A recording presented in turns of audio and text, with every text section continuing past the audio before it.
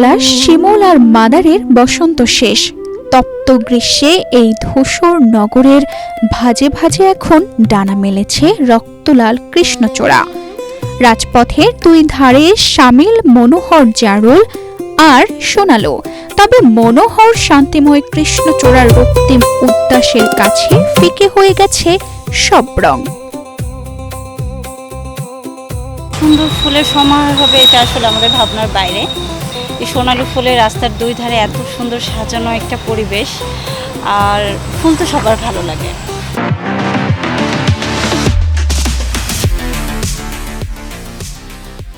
এই ফুলগুলো দেখলেই মন ভালো হয়ে যায়, মন ভালো করার মতো হচ্ছে একটা উপকরণ হচ্ছে ফুল।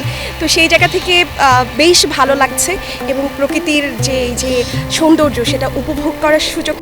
আগুন রঙা কৃষ্ণচূড়া, সোনালি সোনালো বেগুনি জারুল আর শুভ্র কাঠগোলাপের রঙে রঙিন হয়ে উঠেছে রাজশাহী নগরের পথঘাট। প্রকৃতির এই বর্ণিল আয়োজন যেন পুরো শহরকে পরিণত করেছে এক জীবন্ত ক্যানভাসে।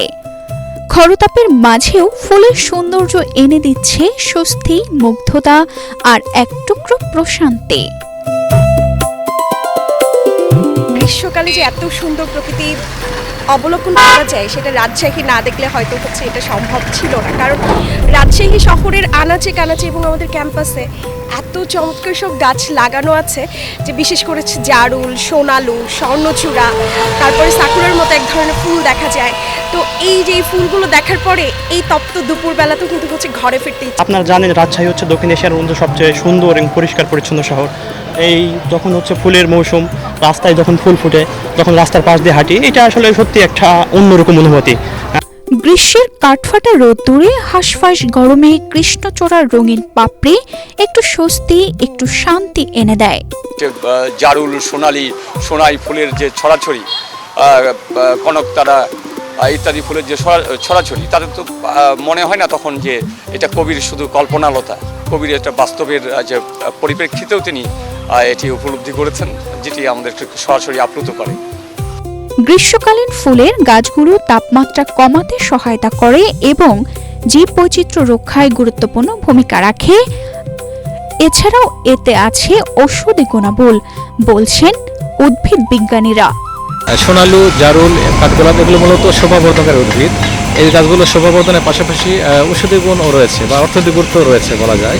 যেমন তপ্ত গ্রীষ্মের মাঝেও প্রকৃতির এই রঙিন আয়োজন মানুষকে দেয় স্বস্তি আর প্রশান্তি। নগরবাসীর দাবি, কংক্রিটের শহরকে আরও বাসযোগ্য করে তুলতে সড়কের পাশে ও খোলা জায়গায় এমন ফুল গাছ রোপণের উদ্যোগ আরও বাড়ানো প্রয়োজন। তানজিদা রহমান, ইনায়া, বাংলাদেশ প্রতিদিন।